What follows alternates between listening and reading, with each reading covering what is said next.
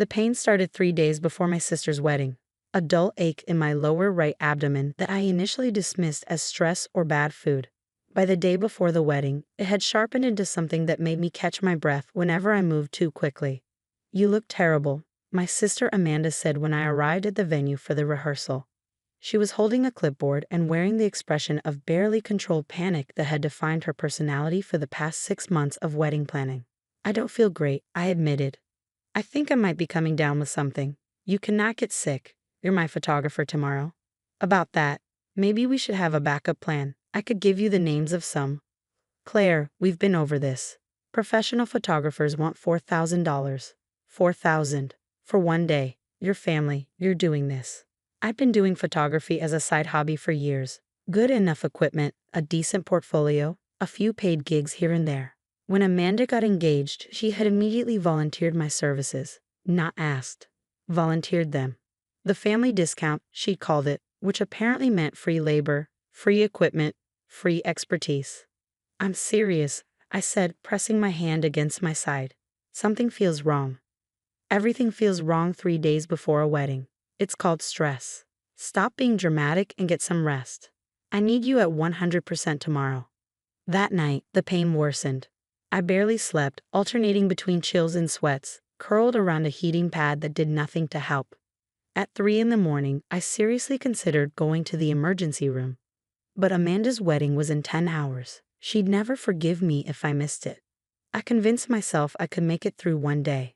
The morning of the wedding, I could barely stand upright. The pain had localized, sharp and insistent, making every movement feel like being stabbed. My temperature was 101.3. I knew these symptoms. I had friends with appendicitis before. This was textbook. I called Amanda at 8 in the morning. "I need to go to the hospital," I said without preamble. "What? No. Claire, the wedding is in 5 hours. I think I have appendicitis." "You think? So you're not sure?" "I'm pretty sure. The pain is really bad." "Can you go after?" "Just get through the ceremony and reception, then go." "I'm sure it's not that serious if you've been dealing with it for days." "Amanda, appendicitis can be serious. It can rupture." "Stop being dramatic. It's my wedding day." "My day. You promised to do this. I've been planning for a year, and you're going to bail because you have a stomachache?" "It's not. Just take some ibuprofen. You'll be fine. I need you here by noon with all your equipment set up." She hung up before I could argue further. I should have gone to the hospital anyway. I should have chosen my health over her guilt trip. But family obligation is a powerful drug, and Amanda had always been good at wielding it. So I loaded my camera equipment into my car, swallowed 4 ibuprofen, and drove to the venue. The venue was a restored barn an hour outside the city. Beautiful, expensive, exactly the Pinterest-perfect wedding Amanda had been curating since she was 16. I arrived at noon and immediately started setting up. Arranging lighting equipment, checking camera settings, scouting angles, all while feeling like someone was twisting a knife in my side. "You still look terrible," Amanda's maid of honor observed. "I'm fine. You're sweating and you're pale. It's hot in here." She didn't look convinced but wandered off to deal with bridesmaid drama. I sat down on a folding chair and tried to breathe through the waves of nausea. The ceremony started at 3. I photographed every moment. The processional, the vows, the ring exchange, the kiss. 200 photos in 45 minutes, each one requiring me to crouch, stand, stretch, move, aim. My hands were shaking by the end. The pain had spread, radiating across my entire abdomen. During the cocktail hour, I found a bathroom and vomited. Wiped my face, popped 3 more ibuprofen, and went back out to photograph guests mingling. The reception was worse. 6 hours of constant movement, photographing toasts, the first dance, cake cutting, bouquet toss. Amanda kept finding me between moments. "Make sure you get photos of the centerpieces." "Did you get enough shots of me and the bridesmaids?" "The lighting looks weird in some of these. Fix it." By 9 o'clock, I was operating on autopilot. Point, shoot, move. Point, shoot, move. The pain was constant now, a screaming presence that drowned out everything else. I was dizzy, feverish, struggling to focus. At 10:15, during the final dance set, something shifted inside me. The pain exploded into something beyond what I'd been managing all day. I doubled over behind my camera, unable to straighten back up.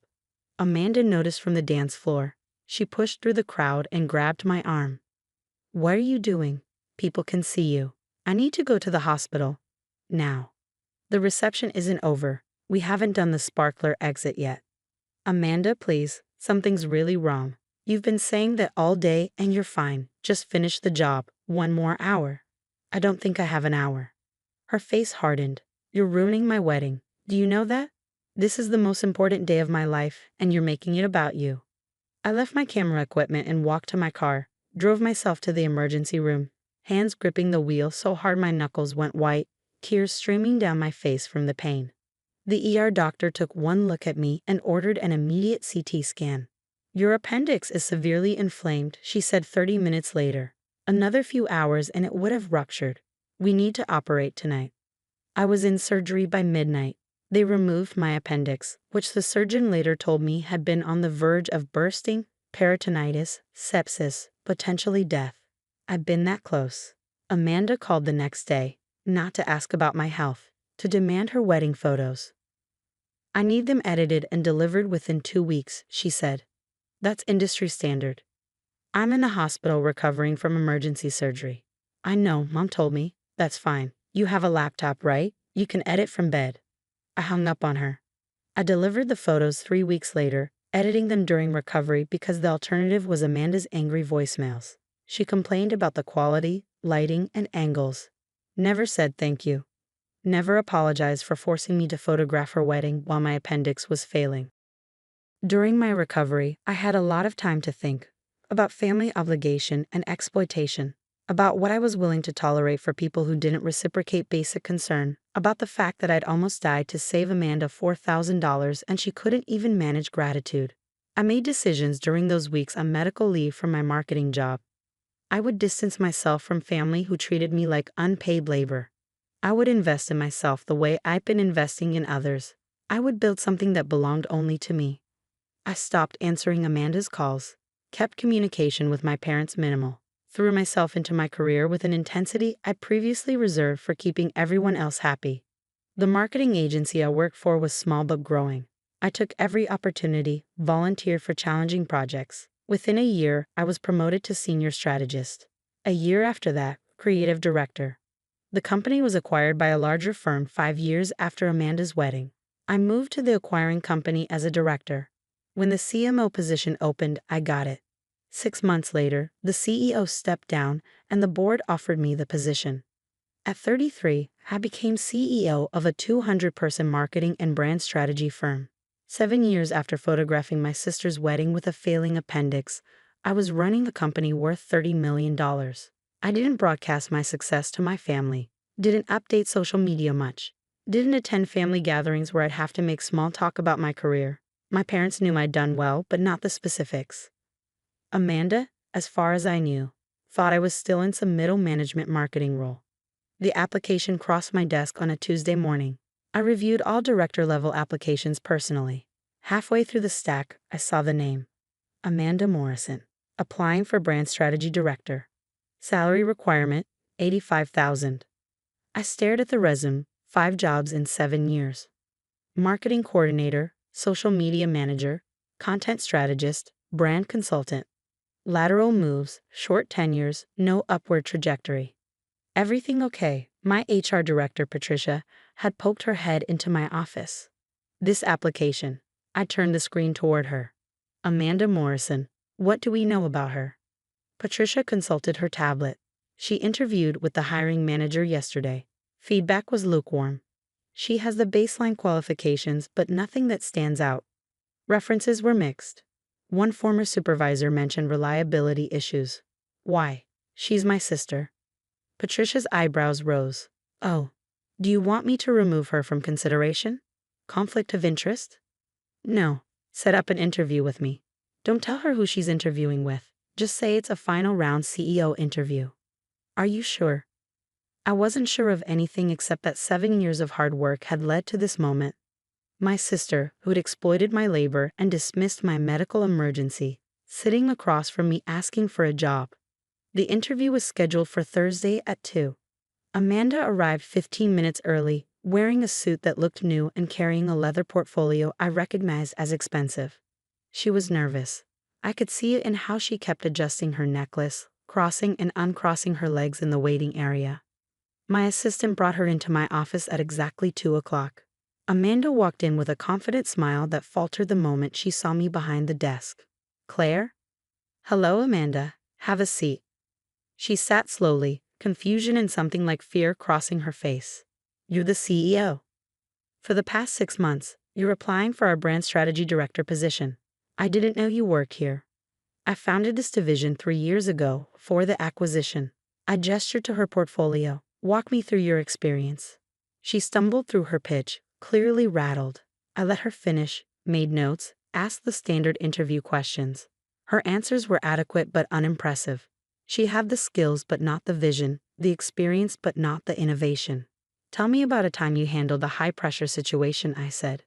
She launched into a story about managing a product launch under tight deadlines. I listened, remembering the different high-pressure situation. One where she forced her sister to work through a medical emergency because flowers and centerpieces were more important than appendicitis. "Why do you want to work here?" I asked. "Your company has an excellent reputation. I'm looking for somewhere I can grow long-term, contribute meaningfully to strategy development, work with a strong leadership team. What do you know about our leadership team?" She hesitated. "I researched the executive bios on your website." "But you didn't know your sister was the CEO. "We don't talk much." "No." I agreed, "we don't." Silence stretched between us. I could see her calculating, trying to determine if our history would help or hurt her chances. "Claire, about the wedding. 7 years ago, you forced me to photograph your wedding while I had appendicitis. I told you multiple times that I needed medical attention. You told me to stop being dramatic. I went into emergency surgery that night. My appendix was hours from rupturing. I didn't know it was that serious. You didn't care enough to find out. I was stressed. It was my wedding day. I wasn't thinking clearly. You were thinking clearly enough to demand I edit photos from my hospital bed." She looked down at her hands. "I know I was selfish back then. I'm different now." "Are you?" "Your reference from your last employer mentioned reliability issues. Left projects unfinished. Missed deadlines. That job wasn't a good fit." "None of your jobs have been good fits. You've had 5 positions in 7 years. No promotions. You're applying for a director role, but your experience is mid-level at best. So you're rejecting me because of the wedding?" "I'm rejecting you because you're not qualified for this position. The wedding is just context for why I'm not willing to overlook your mediocre qualifications the way a stranger might." "That's not fair." "You're right. It's not fair. Do you know what else isn't fair? Working for 8 hours with appendicitis because your sister values wedding photos more than your life. But we don't always get fairness." She stood up, tears in her eyes. "I need this job, Claire. I'm barely making rent. My career isn't where I thought it would be. I need a break." "Then find it somewhere else. I built this company by working through the pain you caused, by learning that the only person I could count on was myself. I'm not going to hand you a position you haven't earned out of family obligation. I've done that before. It nearly killed me." "So this is revenge?" "No. This is boundaries. This is me choosing competence over family guilt. This is me remembering that stop being dramatic really meant stop inconveniencing me with your medical emergency." Amanda left without another word. I sat in my office for a long time afterward, staring at her rejected application on my screen. Patricia came by an hour later. "How did it go?" "I rejected her. She's not qualified." "And the personal history?" "Made it easier to be objective. I'm not interested in giving second chances to people who wouldn't have called an ambulance if I collapsed at their wedding." Patricia nodded slowly. "For what it's worth, I think you made the right call. We need team members who show up for each other. She doesn't have that track record." I hired someone else for the position the following week. A candidate with a stronger portfolio, better references, and the kind of innovative thinking we needed. Someone who'd never forced their sister to work through appendicitis. Amanda sent one email after the interview saying I'd changed, become cold. I didn't respond. Because I hadn't forgotten what family meant. I'd learned what it didn't mean. It didn't mean free labor. It didn't mean dismissing medical emergencies. It didn't mean owing people positions they hadn't earned. I'd built this company photo by photo, decision by decision, boundary by boundary. Built it into something where people's health mattered more than convenience. Where competence determined advancement, not guilt. Amanda wanted me to give her a break. But I'd learned 7 years ago, sweating through her wedding reception with a failing appendix, that the only person who'd give me a break was myself.